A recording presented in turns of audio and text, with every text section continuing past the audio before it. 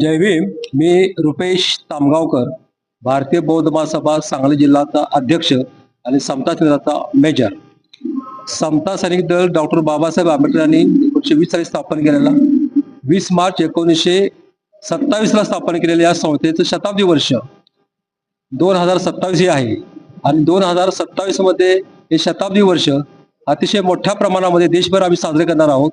त्याचा एक भाग म्हणून प्रत्येक जिल्ह्याला 2000 सैनिकाचं टार्गेट दिलेलं आहे. आपण हे टार्गेट पूर्ण करण्यासाठी आज आटपाडीमध्ये हे समता सैनिकाचं शिबिर सकाळी 10 पासून सुरुवात केलेली आहे. समता सैनिकाचा हा उद्देश आहे की समाजामध्ये कोणत्याही प्रकारची विषमता राहणार नाही ती दूर करण्यासाठी प्रयत्न करणे, समाज हा निर्व्यसनी करणे, समाज हा भारत हा एक राष्ट्र आहे, एक संघ आहे आणि सर्वांना सर्व म्हणजे भाऊ बहिणीप्रमाणे वागण्यासाठी समाजाची निर्मिती करणे हे समता दलाचं उद्दिष्ट आहे. आणि पूर्ण करण्यासाठी आम्ही देशभर काम करत आहोत.